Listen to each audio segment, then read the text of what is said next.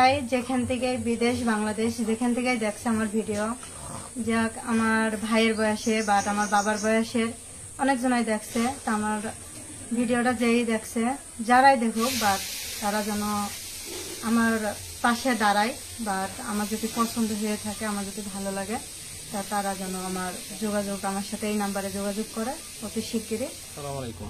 ওয়ালাইকুম আসসালাম ভাই। কেমন আছেন? আলহামদুলিল্লাহ ভালো, আপনারা কেমন আছেন? কোথা থেকে আসছেন এবং আপনার নাম কি বলেন? আমি আইছি যশোর থেকে, যশোর জেলা নপাড়া। আমার নাম হলো ফাতেমা। ফাতেমা। ফাতেমা জি।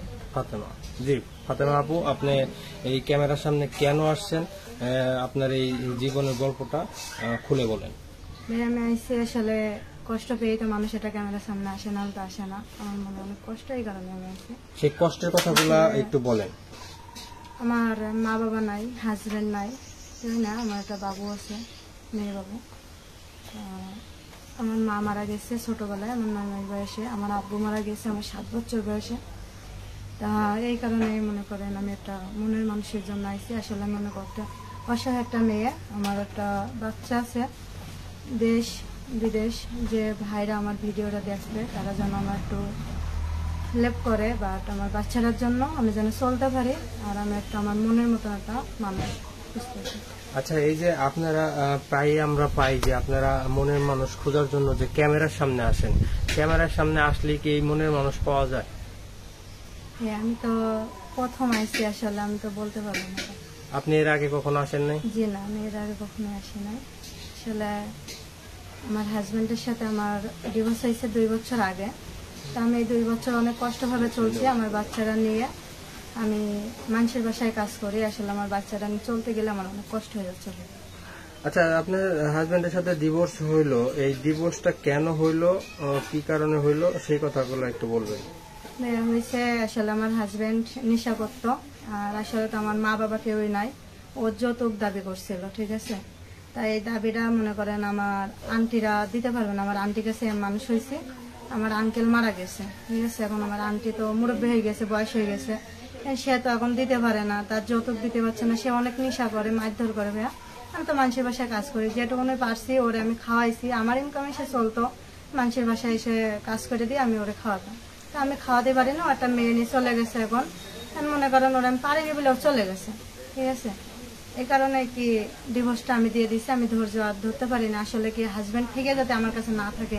আসলে আমি তো মনে করেন আমার 21 বছর বয়স, 21 বছর বয়সে তো আমার কিছু চাওয়া পাওয়া আছে নাকি।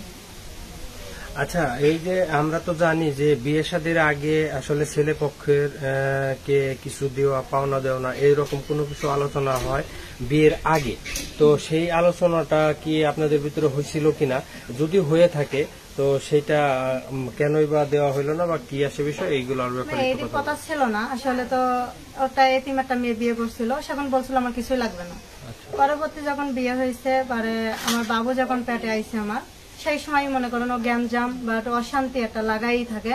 টাকা লাগবে, টাকা না দিলে মারধর। এখন ভাই আমি তো মনে করেন মানুষের বাসায় কাজ করি, 2 বাসায় কাজ করি। এক বাসায় 2000 টাকা দেয়, এক বাসায় দেয় 4000 টাকা।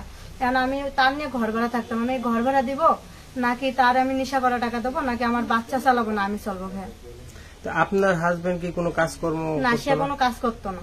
এটা কি আগে থেকেই জানতো আপনার পরিবার? না, কেউই জানতো না। এটা যাতাই করে বিয়ে দেবে কেটা? মনে করেন আমার তো বাবা নাই, মা নাই, কেউই নাই, বড় ভাই নাই, কে দিবে?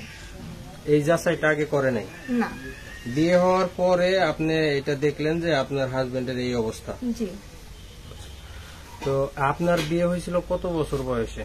আমার বিয়ে ছিল সেই সময় 16 বছর বয়স। 16 বছর বয়স। তো কত বছর সংসার করছিলেন?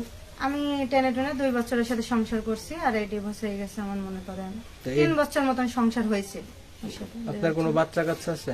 জি, আমার একটা মেয়ে বাচ্চা আছে। মেয়ের বয়স কত? এই 2 বছর 5 মাস। 2 বছর 5 মাস।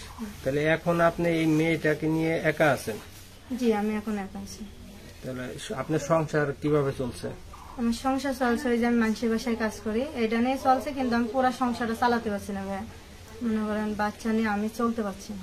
আচ্ছা, এই যে আমরা অনেক সময় জেনে থাকি যে মানুষের বাসায় কাজ করতে গেলে অনেক সময় অনেক ধরনের হয়রানি হয়, বিশেষ করে মেয়ে মানুষরা।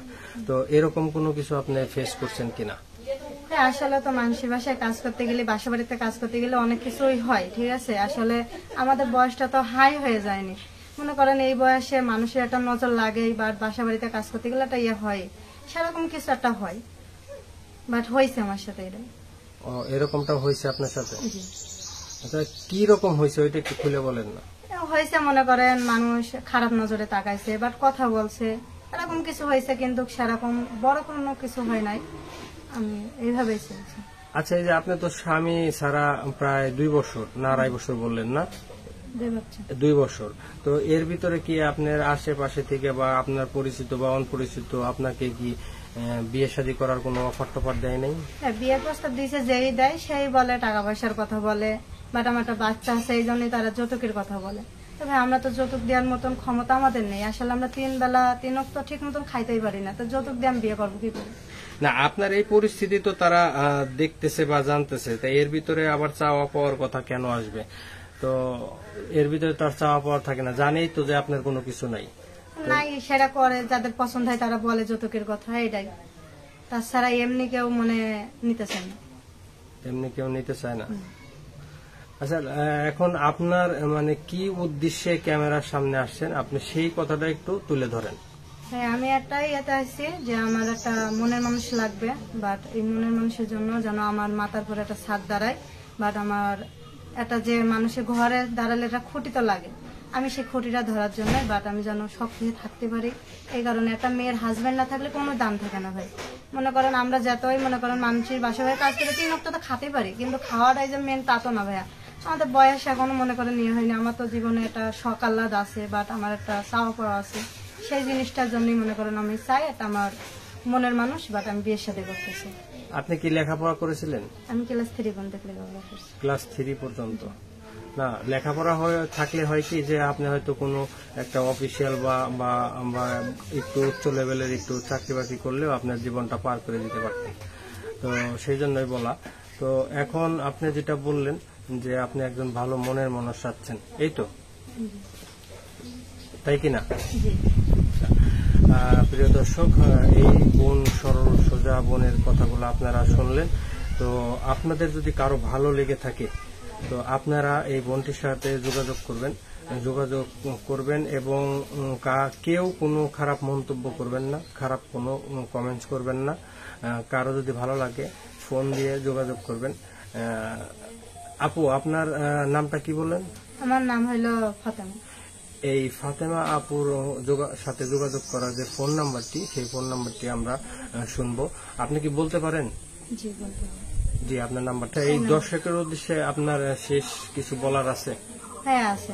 বলেন। আমি ঠিক আছে দর্শক, ভালো থাকবেন, সবাই সুস্থ থাকবেন, এই কামনা বিদায় নিচ্ছি।